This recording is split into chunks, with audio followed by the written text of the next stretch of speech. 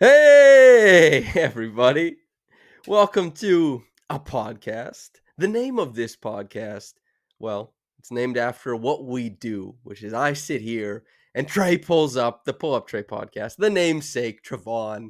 How in the hell are you at 12:40 a.m. after a Kings versus Raptors game?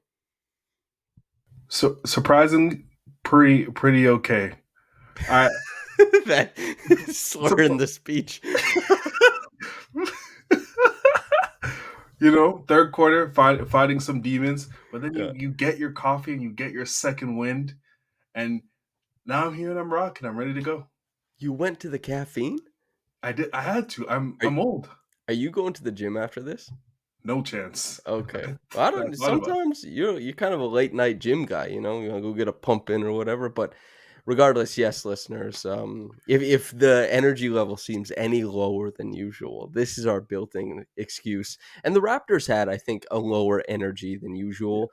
They finally had a game where they went quietly. It's their first double-digit loss since the Wolves game on October 26th, if I'm remembering Keek's her tweet correctly.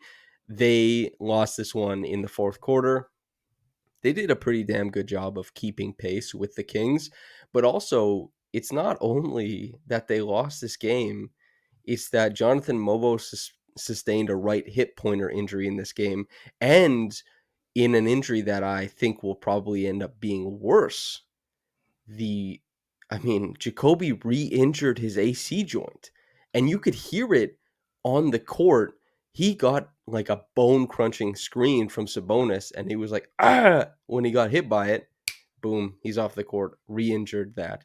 So just to quickly read off before we talk about this game, Jonathan Mobo with his right hip pointer, Jacoby Walter with his right AC joint, Scotty Barnes with his right orbital bone, Emmanuel quickly back, pelvis contusion, whatever the hell has been going on there. Kelly Olynyk, his back. Garrett Temple was out of this game with back spasms.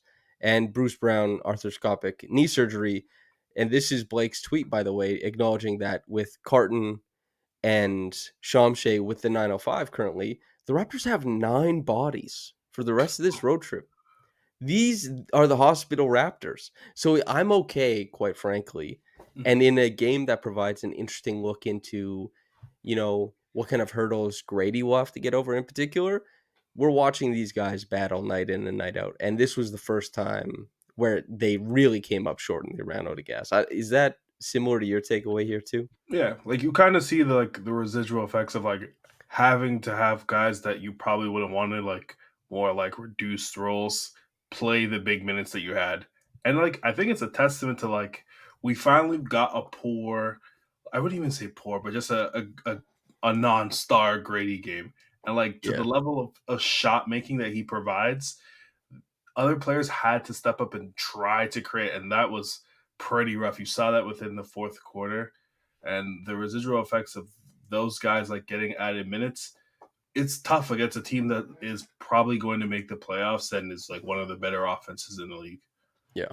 And they clearly came out in this game with a little bit more of an idea of how they wanted to guard Grady. Yeah, Really physical on both ends, both in how they were top blocking him with the help built in down low. So they're asking their wing or whoever's guarding him, it was Herder to start to top block, and Grady could fight over and get to spots sometimes, but it's like being a wide receiver getting pressed by the CB at the line. Like yeah, sometimes that CB is good at pressing, and Kevin Herter had a couple nice possessions doing so.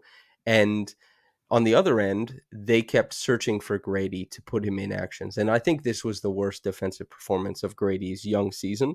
I think that the reason why he got pulled was because of foul trouble.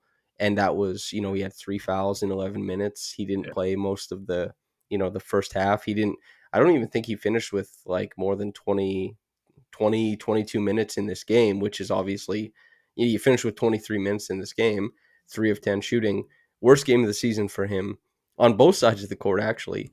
This gives us a unique insight into what he's going to have to like improve at, how his role will be helped by people coming back. Because I've seen comments already about, wondering about the hierarchy once Scotty's back, once Emmanuel's back. But you see the Raptors in this game, They had a pretty resilient RJ Barrett trying to lead things. Ochai Yeah, Agbaji, I thought, played pretty damn well. I mean, how often are you getting 20 and 6 from Davion Mitchell on 8 of 11 shooting? Chris Boucher gave you 17 off the bench. Mobo was good. Like, I thought actually Mobo was really good in his yeah, minutes before he got injured. Like, they're getting so many contributions from so many places, and they still are coming up short. They're just losing the talent battle and, quite frankly, the health battle. You don't have to worry about anything once guys, start coming back. You just say like, "Damn, bodies, talent, yeah. let's go." What?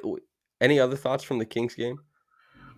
I think just overall, like defensively, the amount of effort they have to put in to make stops really leads to like these really long stretches where it makes it really hard to sustain that level of play.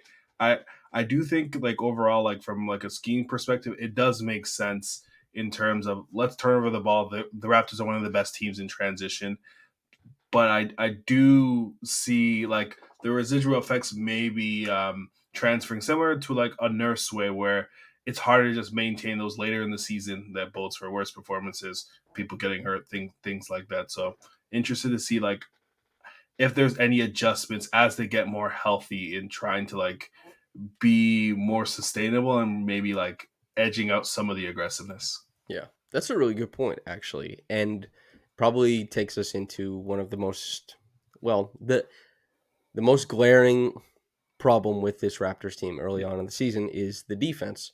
And you look across the roster, and you can point out that there's several weak defenders on the team who play high amounts of minutes. You can point out that Jakob Poeltl has uh, he doesn't provide as much punch on the defensive end as he used to. That's just like, to me, to my eye test, seems quite clear. And that I'm not trying to hammer down on Jakob or anything. I think he's been completely essential to what the Raptors do offensively. I think that he's playing more minutes than he ever has. I think he's getting more touches than he ever has. And he's been bad defensively on a bad defensive team. Like, they have Davion Mitchell out there. Ochai Agbaji has been pretty good, but he's not usually a game changer. And then you yeah, have like RJ, and then you have Gradey, and you have Boucher, who's prone to bouts of like ineffectiveness. Mobo, who is been very impressive, but is also, I think, can blow up coverages a little bit sometimes. And in this game, Gradey plays 23, Jamison Battle plays 15. They both finished with what, 4 fouls in this game, and they were both just getting ran roughshod. Like, yeah. they couldn't guard any of the actions. The Kings walked up the court, pointed at them every single time. We're like, hey, we're going after you. As far as the Raptors' defensive approach, they have the ball pressure. They foul a lot. And I think those are the two defining features of how they've defended so far this year, which isn't great. But does that speak to anything about the future to you? Like, do you see this as, yeah, it's bad, but building block X and Y? Yeah, like I think first off, it's like a talent issue. Like from a foot speed like perspective, like you have RJ and Grady both out there, which can lead to pretty to like a pretty tough lineup overall. But I think like I still believe like a back end of like Scotty and Jakob is still like very strong, very opposing. I think this is just a matter of like probably tuning down some of the aggressiveness, leading into ideally your rim protection and allowing those guys to make things difficult. And then between RJ and Grady, ideally I could see it more from Grady is just added development, more strength, and being able to funnel between these guys. I think the strength of this defense, ideally long term, is the front court, and they should lean into that. Yeah. That's just to like this these stats aren't updated from the Kings game, but coming into this game, the Raptors were the fifth highest frequency in transition. They did a pretty good job of turning teams over, but there's a couple glaring things here, and that's the fact that they're a bottom five team in rim frequency on the defensive end. Their ball pressure means that they're creating, you ride a guy's hip, you try and bother that dribble. That means if that guy gets a step on you, you're in a worse position Yeah. in pursuit, and it puts a lot of pressure on Jakob Poeltl. We've talked about why that hasn't been that good.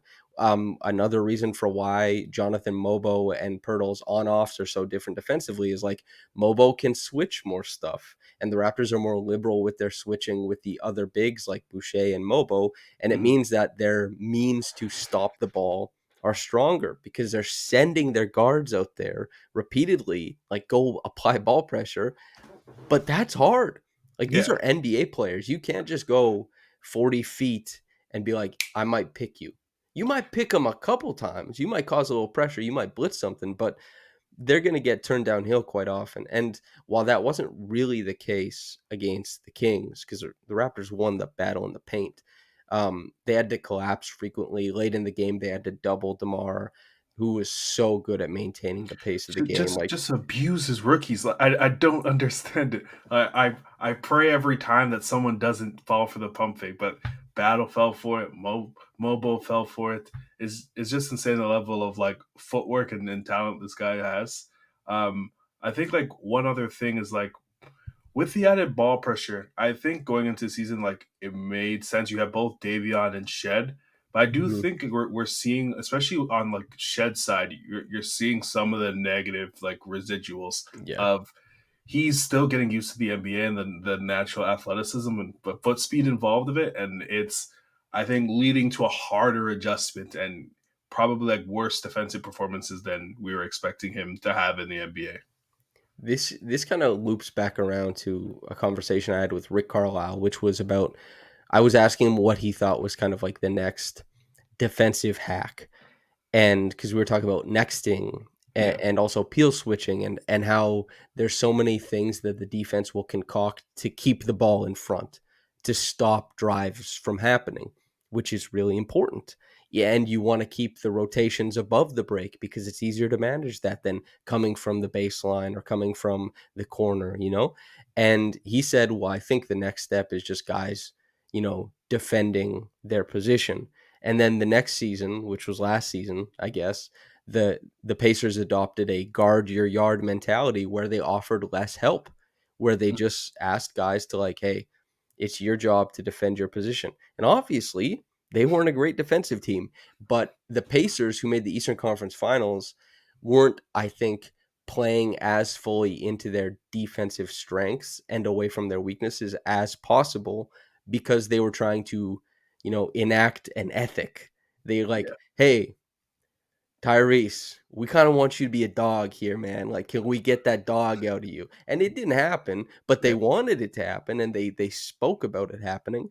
And the Raptors, I think that they have, when everybody's healthy, more talent on the roster to try and pursue that. So I do agree with you in that this is a forward-thinking defense. I think Mhm. you can always it goes back to that. You can always like reel a guy back in, but you can't always get everybody to go out and like jump a guy, get into passing lanes, be hyper aggressive. You want to establish that on a team that is now 2-7. Establish that as a base. Work from stronger places once you're actually a stronger team. Do you have any other thoughts on their defense before I guess we talk about probably Gradey as his own thing, maybe. Gradey and RJ. Yeah. I think probably from like an off ball perspective, um like RJ and I know we'll tap into this a bit later. Like RJ and Grady are having a really tough time keeping with defenders, which is also just I think like Jakob numbers don't tell like the full story. Just that Yeah. teams are back cutting them at like a absurd level, and it makes things a lot harder. I think overall, like it's gonna get better with Scotty when Scotty's back. He's gonna be able to be the sweeper, offer backline defense, and like be a chaos creator just in similar ways that Mobo is. And I think it's probably still gonna be bottom 10. It's not gonna be 30th. Yeah. I wonder what is well after tonight I'm sure it'll be close. But yeah, they're ranked 28th before the update of the Kings game. 28th on cleaning the glass, which obviously takes out garbage time, those types of Yeah, statistics, which the Raptors haven't played much garbage time this year just because they they've battle. battled their way back into games. Gradey Dick, yeah. So Grady had his worst game of the season. I'll read everybody's. Here's the stats. So 23 minutes, 7 points, 4 rebounds, 2 assists. One was a good assist. One is just like a swing pass. 3 of 10 shooting. 1 of 2 from the line. 0 for 5 from downtown. Minus 22. So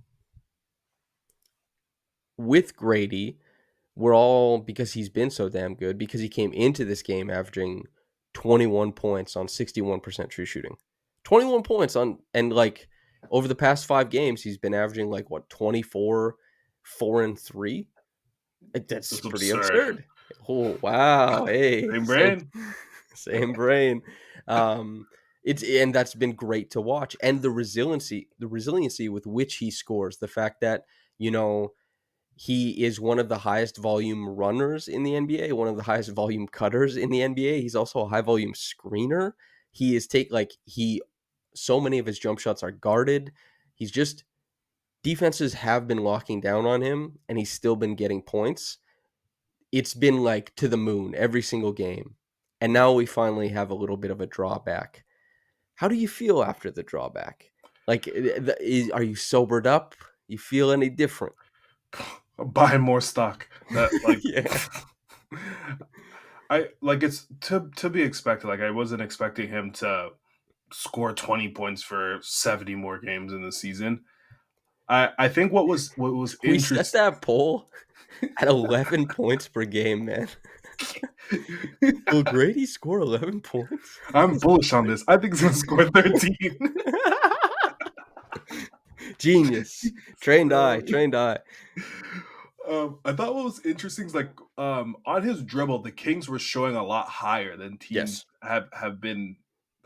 I think the teams are like really starting to notice now that once he punches through the gap on the screen, he's able to create space with his dribble, put the ball on the floor, and the Kings were showing a lot higher. He hasn't seen that a lot this season, so I'm really interested to see how that adjustment happens and how he does it in real time. We saw the same thing with Scotty. Scotty, teams are leaving him wide open for three. He started to see some closeouts, and then adjustment happened along the way. We saw Grady hit that really cool floater. I think you add some of that with, yep, you add some of that within his game as well.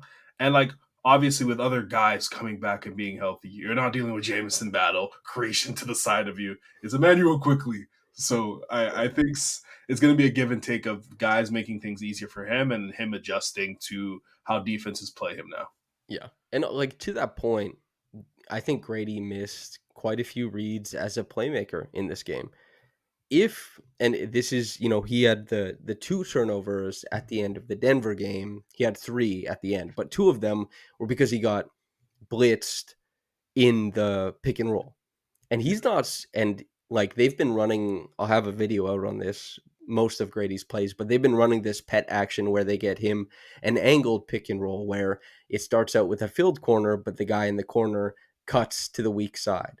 And then he gets an empty corner or an empty side pick and roll, usually with Jakob Pertl. That means the check down is super easy to make. Like, your passing read.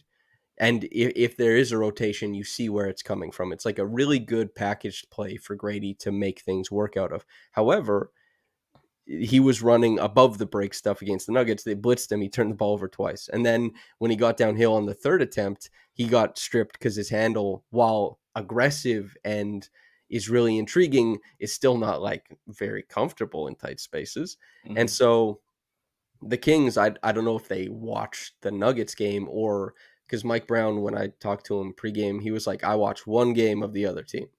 I don't watch anymore. So I was like, oh, okay. That's He's real. like, he's like, my staff will watch more games. I'm just watching the one, and I already watched it. So I was like, oh, okay, cool. Maybe he didn't watch Raptors versus Nuggets, but maybe they watched their own film and decided like, okay, we're gonna play higher on Grady. And so Grady got that higher attention. He just didn't play make out of it really, Yeah. which he should be. And when I say he should be, I mean like when Grady is maybe punching up at all-star status or is like the fully idealized version of himself, he should be making those reads. For now, more data, more possessions, young player on a ostensibly bad team right now, injured Yeah. team. He didn't make the reads. But we saw those reads more or less in college. Darko talks about how highly he regards Grady as a passer. And so You just got to cross your fingers on that kind of stuff that comes around. But he started out the season just like shoot everything. Who gives a shit? It's going up. Now teams are applying a little bit more pressure. He probably has to be a little bit more, I guess, nuanced in his approach. Does that sound, I guess, like the reasonable take on Gradey? Yeah, it's growing pains. Like he's going to have more games like this. Teams are going to show different looks, and it's a positive sign. If teams didn't have him on the scouting report or weren't noticing like the improvement, it would probably be concerned. I think the counter to like teams playing higher to him is going to be him playmaking, adding stuff within like the short mid range and filling things out from there. um, Honestly, like we've spoken about Grady at like nauseum. Like I think he's a really good passer. In his rookie season, where he was probably less confident in terms of shooting, you saw those reads even earlier on in the season when Scotty was playing. He's a really good processor and makes very good decisions. I think it's a combination of one, like the talent around him, knowing that when they're throwing him the ball because the guys on the other side of the court cannot create, and and two, like it's been working. So They're like blitz Grady. They're like, well, what happens? We send that help. They're like, they'll just go to the short roll and then they'll pass out to Jamal Shed. And they're yeah, like, okay, yeah, let's blitz Grady. Let's really there's make sure we. there's when he gets the ball on the opposite side, the whole right side of the court is Mississauga. Yeah. He's got to create. And so here's the fight. He's still averaging 20 points per game. So brother, we're still there, You're brother. cooking. This is a good opportunity to transition to RJ as well, because everything that applies to Grady that we just said, where it's like, oh yeah, there's going to be a lot of attention. There's going to be digs. There's going to be like aggressive point of attack defense, and teams are not necessarily going to respect the other players as much as they would on other teams with a more talented roster at this time. RJ just continues to churn for baskets. He is so impressive to me. And it wasn't like a home run game against, the Kings. I think he's still 23 points, 3 assists, 9 of 19 shooting, 1 of 5 from 3. 3 turnovers, 1-to-1 assist to turnover ratio is not anything anybody wants.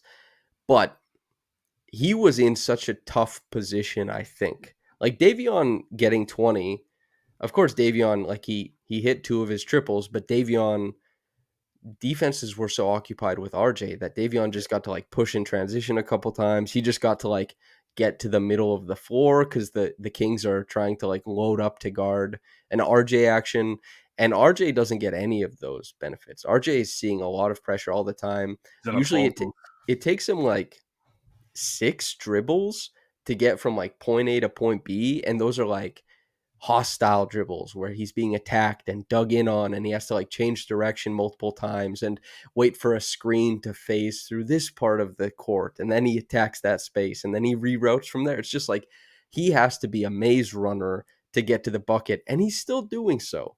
Not a home run game, but 23 points, 3 rebounds, 3 assists, 2 steals as a Raptor this year. 26 points per game, man. He's 8 assists still, 6 boards. Yeah. I think his true shooting is probably around like 53% right now. It's not going to be good if you don't shoot free throws that well. So he's not like uber efficient, but it's just taking on that massive Yeah. load of shot creation. I've been really impressed with him, although I am very excited to see how it all looks when the team is healthy and he can kind of recalibrate what that looks like.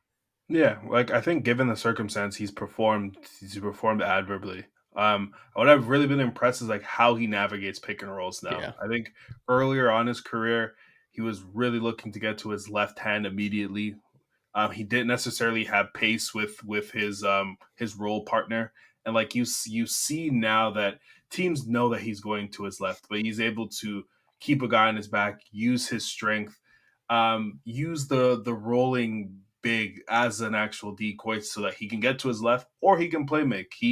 His pick and roll possessions have gone up since Scotty has has been out of the lineup, and he's been able to play make out of those situations really well. And he's seeing tons of digs. No one is respecting the Raptors guys on the opposite side of the court, which makes things really tough. I think like just next steps for RJ is we know that he can get to the rim.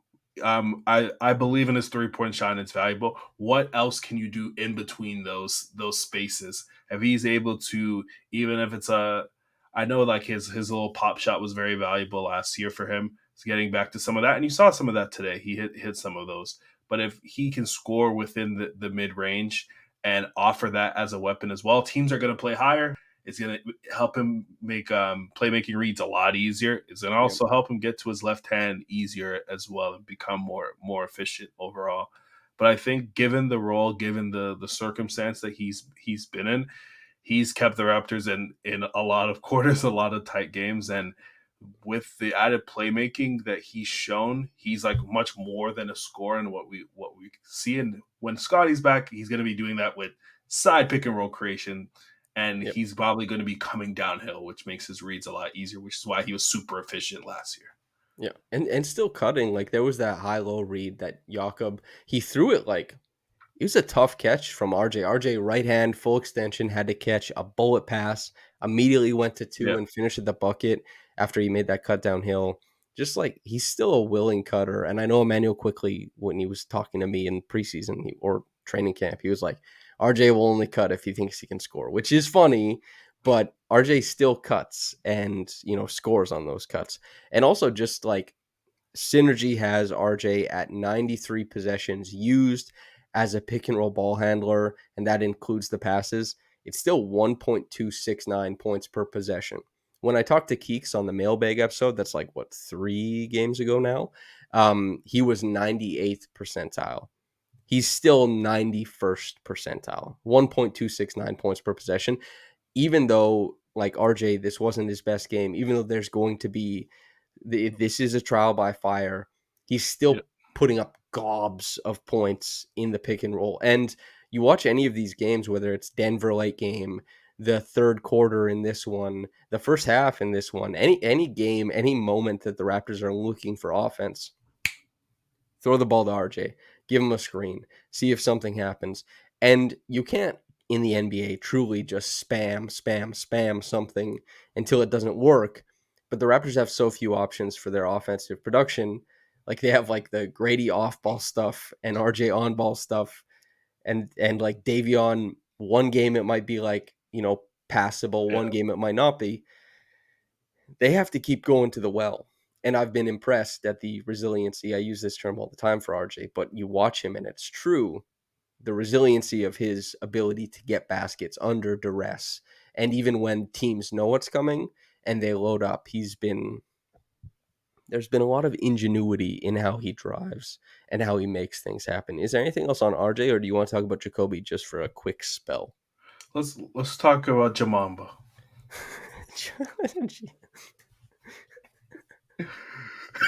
I just all right. So Jacoby Walter, just as an update, like he re-injured his AC joint on that screen with Demonis Sabonis.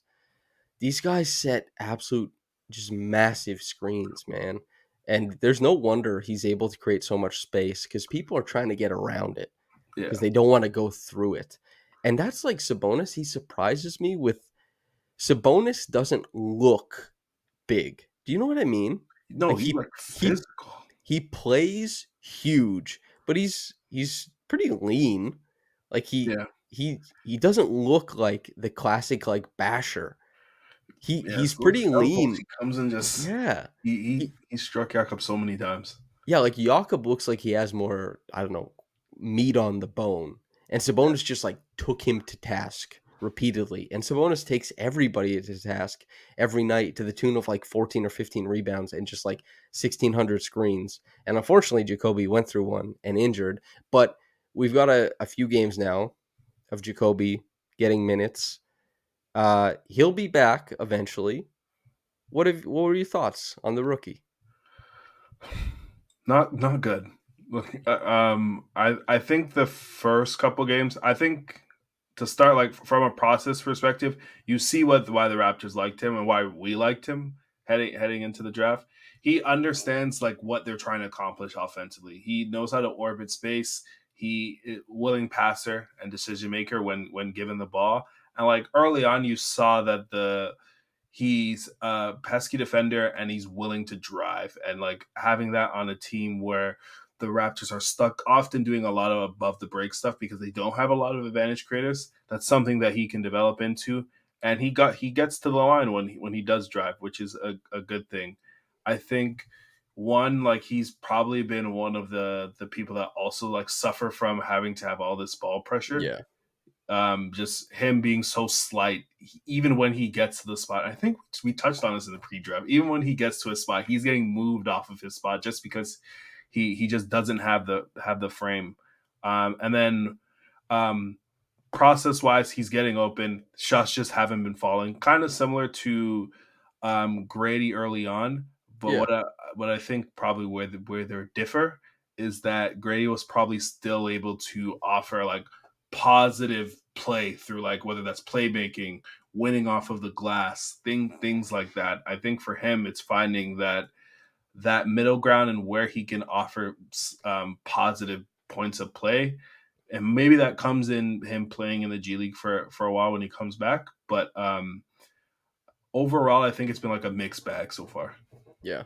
You wonder because there used to be that hubris with the Raptors after like Norm, OG, Pascal, Fred, all to differing degrees, like learned how to shoot quote unquote under the Raptors so that everybody the Raptors drafted, everyone was like, oh, well, they'll shoot well. The Noah board is a patron saint to this organization. Yeah, exactly. And Grady, you and I preached it constantly last season. I was like, no, it'll come around. Yeah, Like, it's disappointing that it's not there.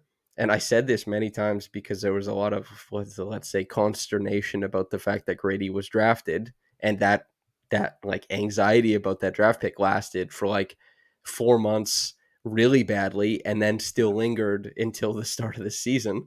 And I just have to keep saying like, well, the Raptors drafted a guy they believed can shoot the ball really well. If he doesn't, then everybody was wrong and nothing works. You just have to believe this guy can shoot yeah, it. I don't want to be as lazy with the Jacoby stuff because Jacoby wasn't the level of shooter that Grady yeah, was coming out of the draft. It is not really comparable. But I do believe that Jacoby is a good shooter. He's shooting 15% from the field right now. Does that mean anything to me? It just means it's not as good as I would have hoped, but it doesn't change my thoughts about his, let's say, shot making in the future. The interesting thing, as you mentioned, with the difference between he and Grady, especially early on as a rookie, yeah, was kind of like on the glass, as you mentioned, was he still had gravity, was cutting, was very active, was just everywhere, yeah. whirling dervish. So you could feel his presence even if he wasn't making shots. Jacoby doesn't do that stuff. Well, he's pretty active as far as like running around, coming off screens, but as far as like, and I know he had 6 rebounds in his first game, but those kind of just fell into his lap, it seemed like. Yeah. Um, but he's way more effective at the point of attack. I think that even now 100%. than Grady. I think that he holds. He still gets pushed out of position. He's a small guy right now. He's young, one of the younger players in the draft, but he holds his position better than Grady did and does sometimes. He's much like we talked about foot speed being a problem earlier with Grady. Jacoby does not have that problem. There's a bit of a yin and a yang there, which I think is good from a team building perspective. And also, there's a bit of a yin and yang between Ochai and Grady as well, which I think all of this stuff is really quite healthy because Grady is obviously a massive part of this team. Jacoby obviously plans to be Ochai the way he's playing. I mean, there's no reason this guy can't be just like a rotation piece Yeah, for however long, right? Like people were saying like, well, Bruce makes sense on this team, but Bruce is just like around and like, yeah, Bruce, his vibes are great. I like talking to Bruce. We haven't talked to him this season really, but like beforehand, nice guy. He's well liked, but like Ochai's been doing a lot of the Bruce stuff. And so why the hell couldn't he fit? There's just like guys on the roster, I guess is what I mean to say, which is nice. Yeah, like you can see like how the team like as they improve like fits and gels. Like there's combination of players where like a Jacoby Ochai lineup makes sense. That you can run for 5 to 10 minutes. Grady and Ochai makes sense as well. And even Jacoby and Grady, the way we've seen them orbit off each Yeah. other, pass the ball together. And if Jacoby becomes a level of shooter that I think that I'm fairly confident in that, having those two guys together with like maulers like Scotty Barnes, maulers like RJ Barrett, it creates like this level of like unity both like on each side of the court while other guys are trying to drive and get in that make the team like more deadly, more dangerous, and even like defensively. If Jacoby develops into the defender that I think that he's able to do, like towards like the athletic traits that he has shown, it's a guy that can make certain lineups more tenable and have other guys that are primarily like are Mhm. a shooter, for example, stay within lineups because they're able to maintain their position and keep dribble penetration away from the rim. Yeah. And a huge thing, I think that Jacoby is more exciting than Jamal Shed. I think Mobo is more exciting than Jamal Shed. I I think Ochai has been more exciting than Jamal Shed. And I think Jamal Shed is more exciting than Jonte Porter was. And that's all we had last year. I was so happy. I was like, they They broke the got one. 905 curse. I haven't been this excited since Paul Watson. That Paul Watson, that 22-point game versus Denver in the moved bubble. mountains. I was like, Oh, the Raptors did it again. back when the word wiggle. Ooh, if you said a guy had wiggle, everyone's like, "What, really? Ooh, Wiggle this guy? Wow." You know? Um, can we talk about Chris Boucher? yes. I would love to talk about Chris Boucher. So, he is now scoring I think it's 11 points per game in like 19 minutes a game. Do you remember the first half of the championship season when Jonas Valanciunas was coming off the bench and Yeah. he'd play like 22 minutes and he'd score 18 points and have 9 rebounds and everyone would be like, this guy is mashing the hell out of everybody who comes in front of him. That's not what Chris Boucher is. But Chris Boucher is really scoring the basketball. And that is fun to see. Like I He's I am knocked down. overjoyed. Like I look at every three in the corner and I squirm a little bit, but like he's hitting stuff, he's hitting his threes at a really high clip right now, and like he's a guy that understands spacing really well, and I think it's good for a guy like a Mobo who like Chris Boucher, he's able to shake. He's able to drift. He's able to get baseline and get easy points, collect off the grass and actually like use his actual size and length. So like he's like a bench big that offers wins for you. And like the Raptors are like so deprived right now Yeah. from any bigs that provide any positive minutes that like I'm really happy he's playing. He had a really tough go last year, and I wasn't sure he was going to be in the rotation, but like he's a fixture now. Like the ideally like when the Raptors are healthy, like they have a lot of decisions to make because they have a lot of guys that like you're getting the 90th percent outcome that you could have expected, Yeah. and there's probably not enough minutes now.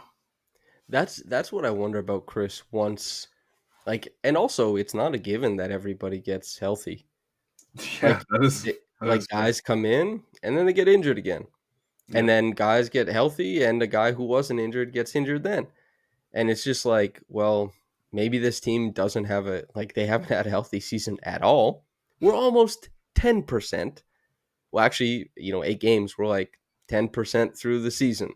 Not remotely healthy for these Raptors.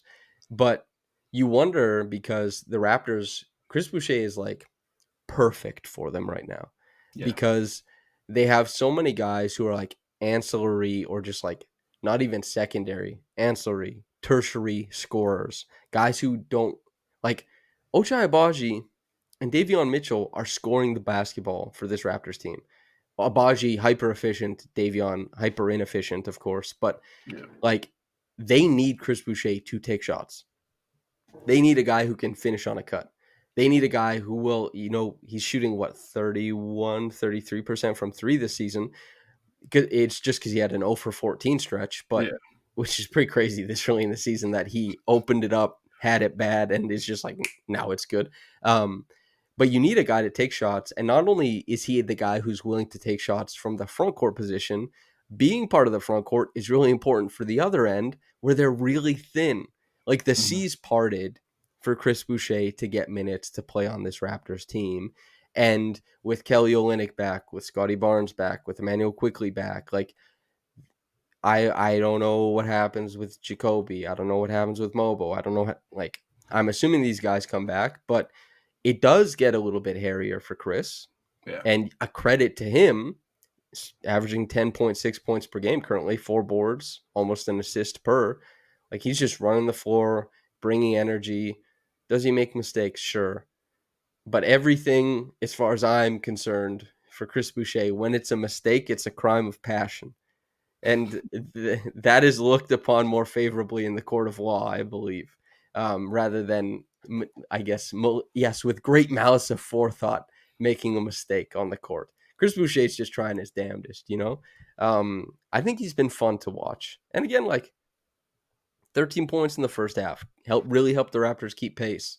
Finished with 17 points. The Raptors are not, they're 2-7 at this point in time. They haven't been a good team, but there has to be something to watch every night. And Boucher, I think, helps facilitate the type of basketball that the Raptors want to play right now, which is hellacious, fast, and trying everything. It's been good. I'm happy with it, you know?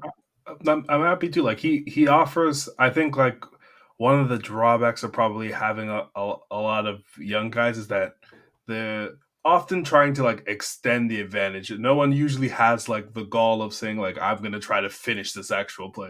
Yeah. Whereas Boucher when he gets the ball in the corner, like the ball's going up. When he gets the ball in the lane, he's going to actually he's gonna try to put it in the net. So like he's given them more than you probably could have asked for, especially like with Kelly not in the lineup, and he's offered similar spacing that Kelly would have provided shockingly in the last like week and a half. Do you want to do, actually, let's play a fun little game. The Raptors rotation. They only have 9 guys right now. We mentioned at the top, but let's pick 10.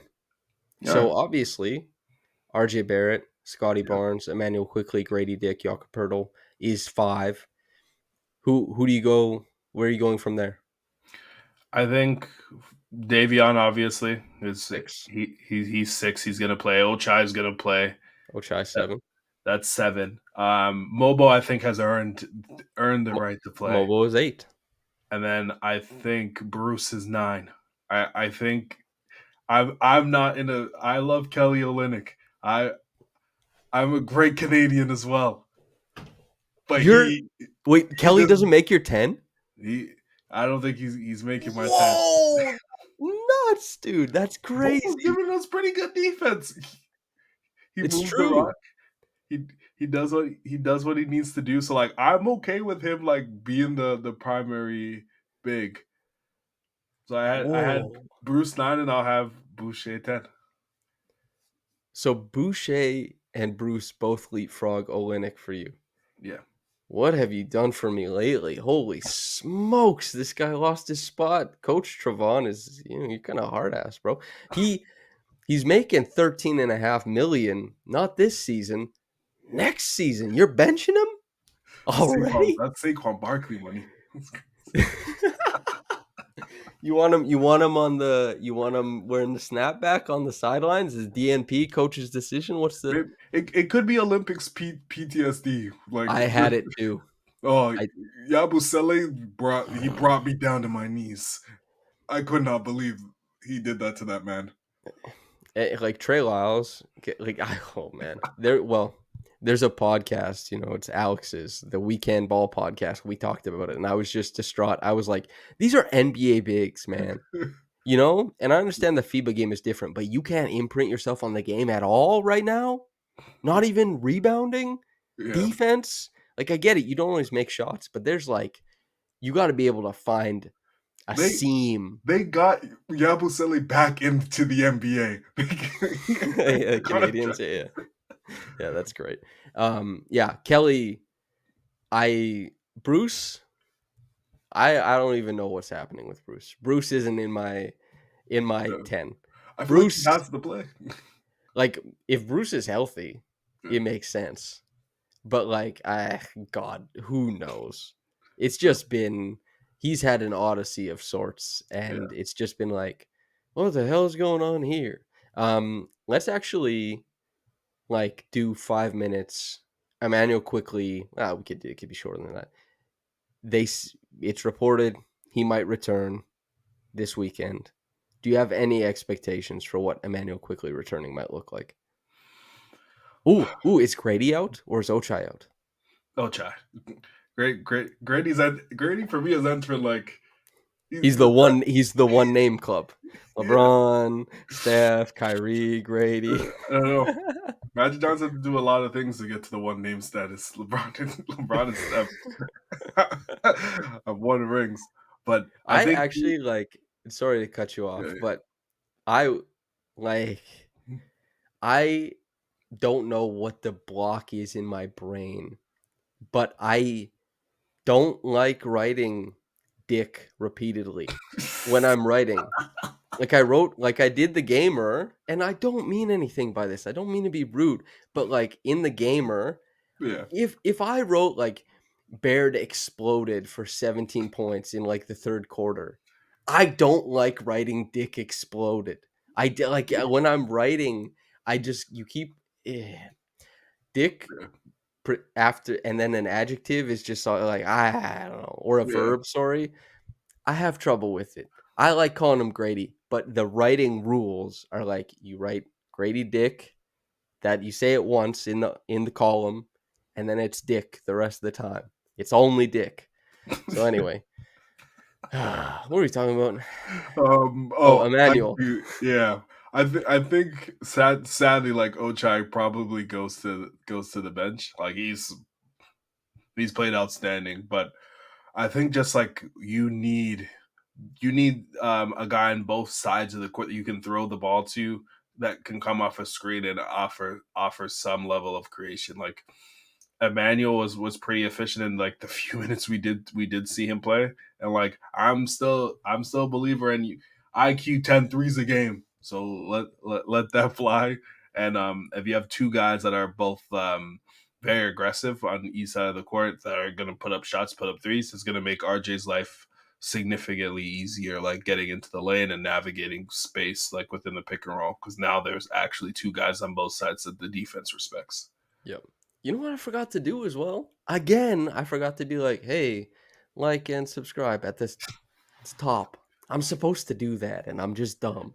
Um, I am really interested to pay attention to where IQ is positioned on the floor, basically. Kind of like what you're saying. And so many of the actions that Grady has been in and looked great in, that's IQ's spot. Yeah, And how they decide to divvy that up, what it looks like, is pretty interesting to me. But it also like it's IQ's spot, yes, but it was also Gary Trent's spot. Like when IQ runs the Spain pick and roll, Gary Trent was the back screener. Now, and like Grady was in the corner. Now Grady is the back screener with like a bullet.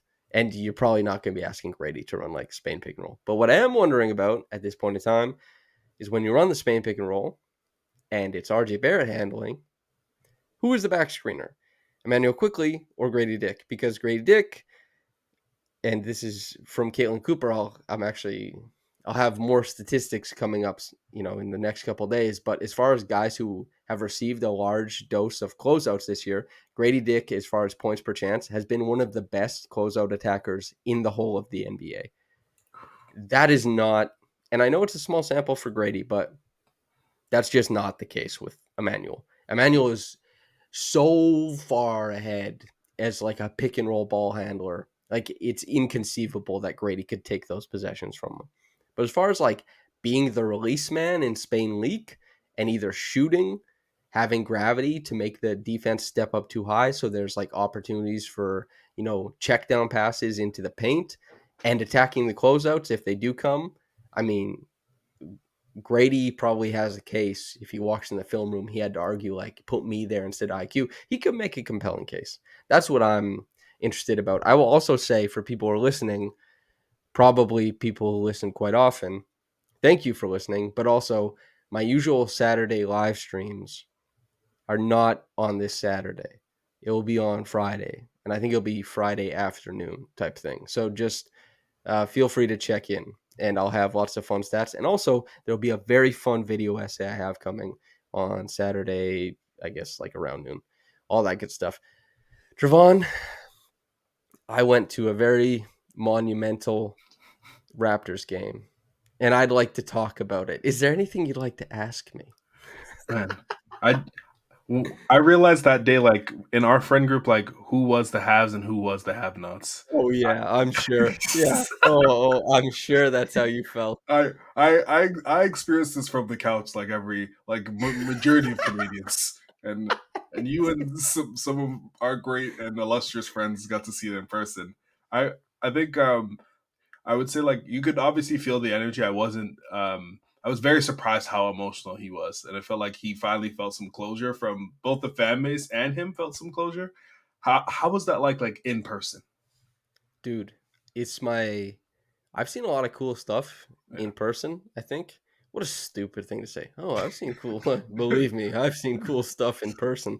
It's dumb. Anyway, but I think this was my favorite thing that is based around sport that I've been able to witness in person. Um it can't properly be conveyed through the broadcast. Yeah. Maybe a little bit better through like a cell phone video, but the energy in the building, Vince's willingness to allow like his vulnerability for the moment repeatedly, and like it seemed to me like a borderline religious experience for him. It looked cathartic from the outside perspective, and it was visceral. That's why I Yeah. wrote my piece about like that moment when he was screaming at the crowd.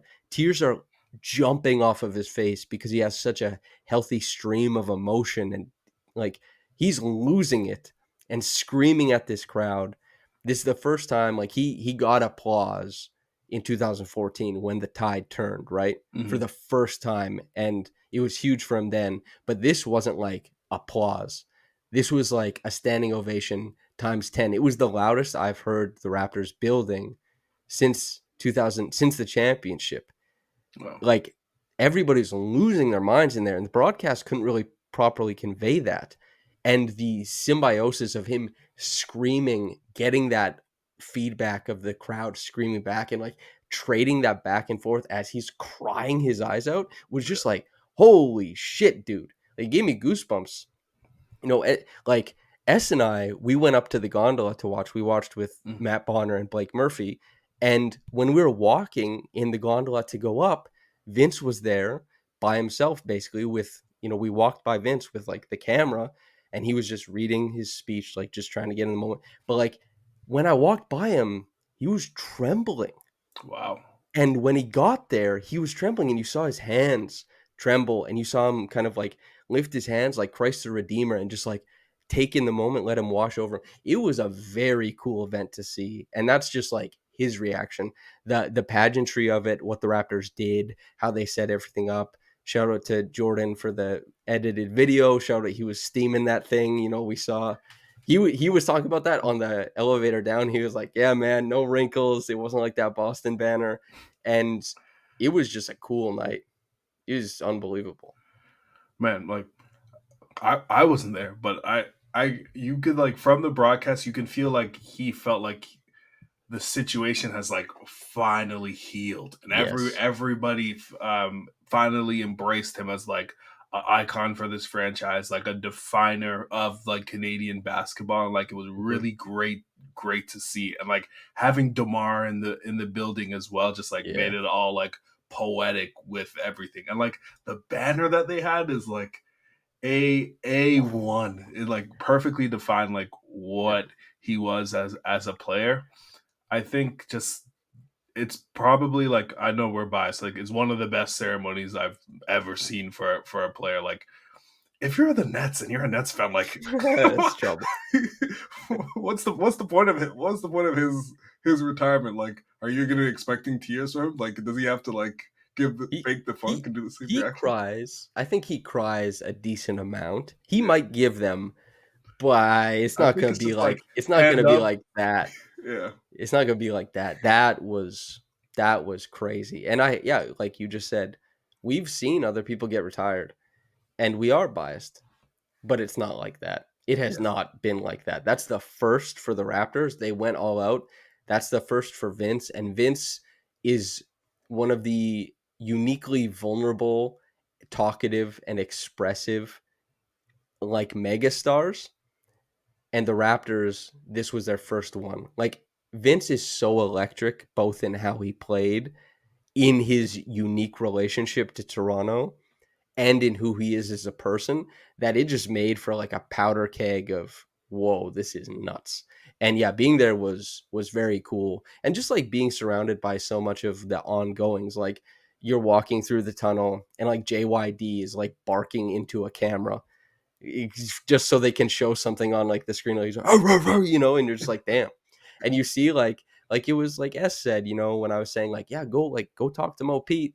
You have that. If anybody wants to go watch on the Raptors Republic YouTube channel right now, Right. S did a great retrospective on Mo Pete's shot. But it's like go talk to him. You know, everybody's around. There's a million things happening. I met Drake. Like there's just a bunch of stuff happening, man, in the building. And that's kind of like that's what it was.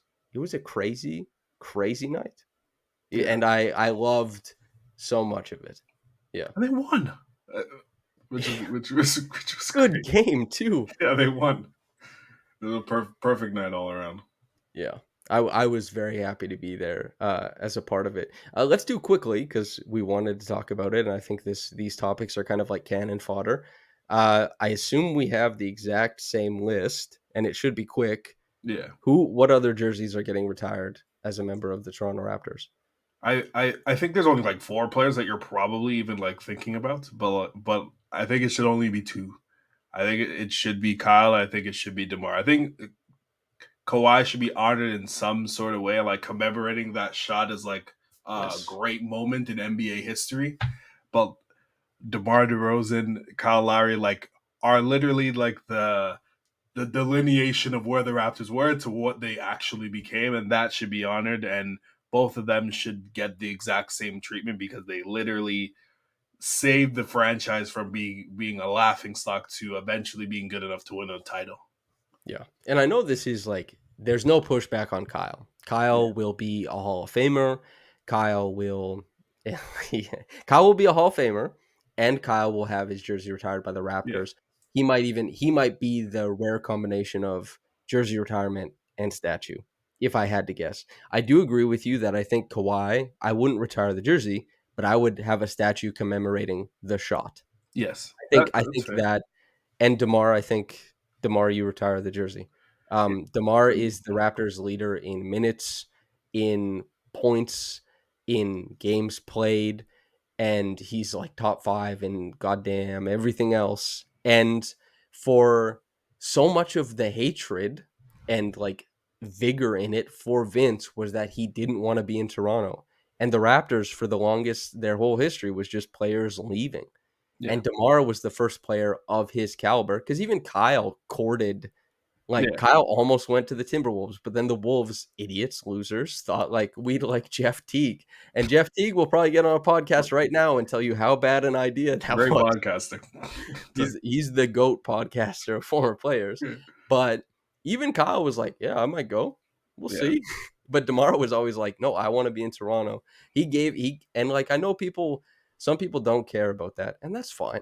Like some people think this guy struggled in the playoffs, all this kind of, but it's similar to the Vince thing when Vince was like, no matter how you feel about it, the jersey's up there. DeMar's jersey is going up there, man. it's Like it's it's a no doubter. yeah.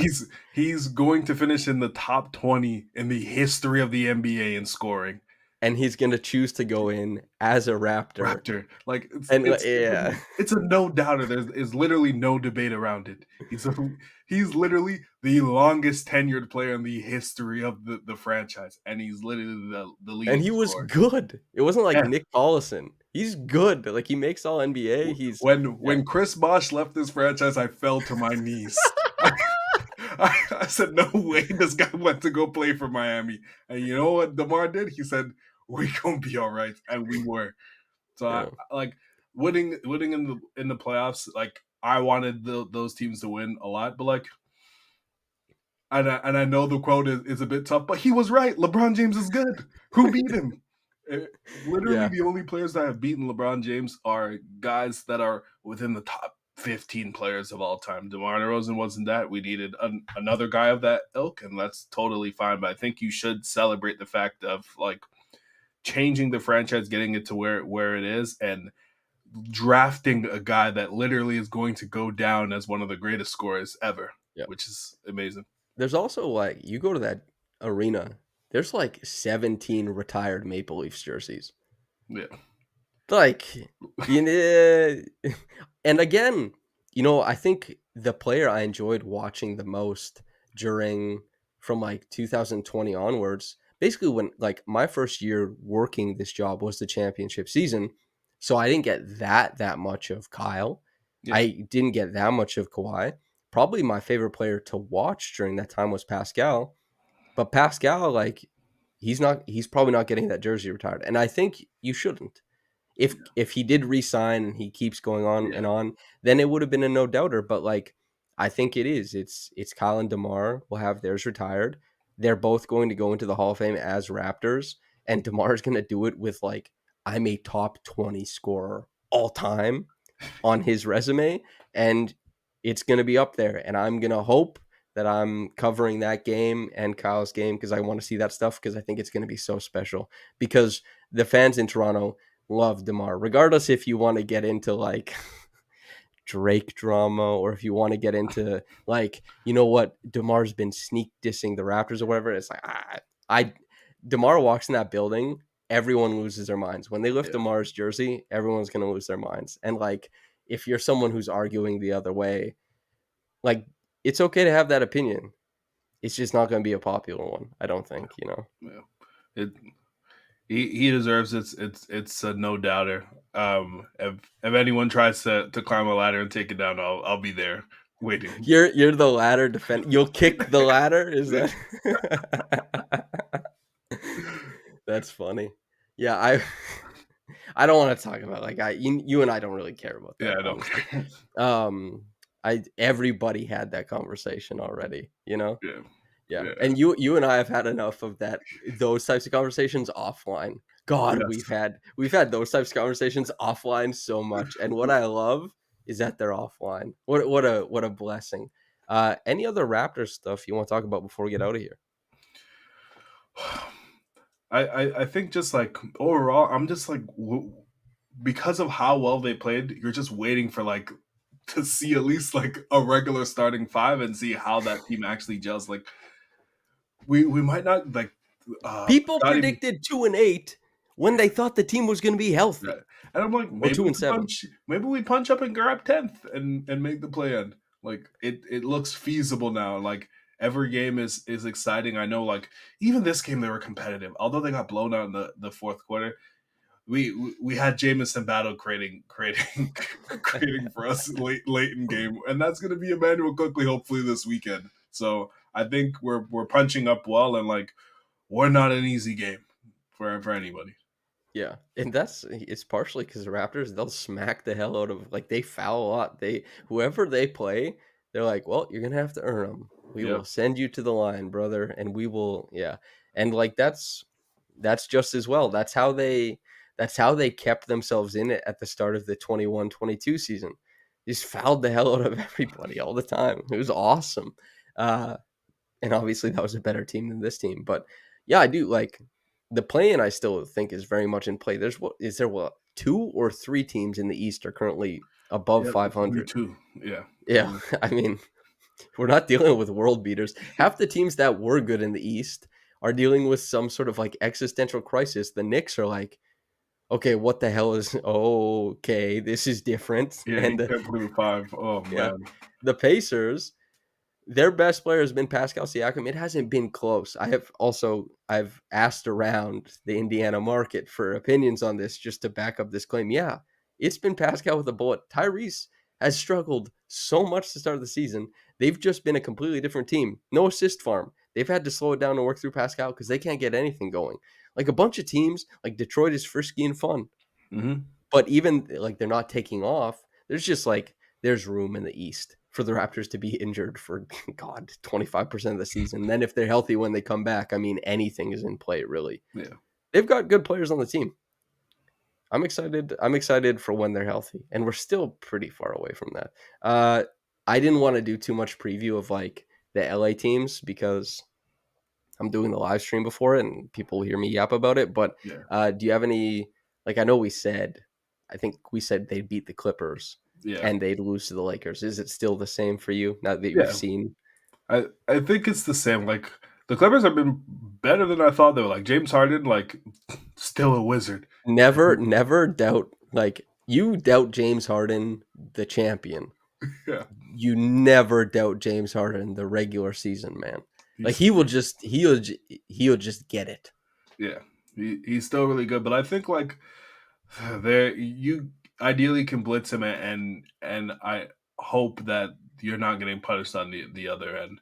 Like the Lakers, I just don't think we have the facilities for Anthony Davis, and we saw that in the last game. It It's bad news. Yeah. so if we come out of that with and split the LA games, I think you're pretty happy because like honestly they could have won this game. They should have won the Denver game, to be honest. And so like Oh you're yeah. you're coming out super hopeful and ideally with like a long homestand, and looks like Scotty doesn't need surgery, so he might come back sooner than we anticipated. Hopefully, we have a healthy team, and I'm trying to be optimistic here. Yeah. I like a little optimism, sure. We're a pretty optimistic Yeah, crew, I think, honestly. Like, yeah, you listen to some, like, it's not my style. It's not your style. I think we're typically more like, well, this is what went wrong, yeah, and you describe what went wrong. And in describing something, I think you lessen it a lot of the time, yeah. You rather than just rationalize. being like, everything's going wrong. Like, it can be a little bit overwhelming to just say it plainly without, I guess, contextualizing or analyzing it. But yeah. Okay, what do you want to say to the people before we get out of here? If I am divorced, it is now what time is it? It is now 1:47. If I am divorced, I'm looking for a place to stay. If you guys are willing to offer me that, will be more than grateful. All right, brother. I'm a little bit offended that, like, for so long you've been saying that, my place is the spot, but you wanna go higher than that. You've gotten accustomed to a certain status of life living. But anyway, listeners, thank you so much for tuning in.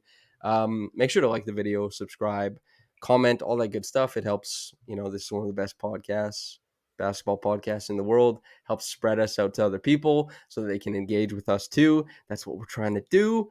Thank you so much. And whether you got into this in the morning or at night, from myself and Trevon, have a blessed day and goodbye.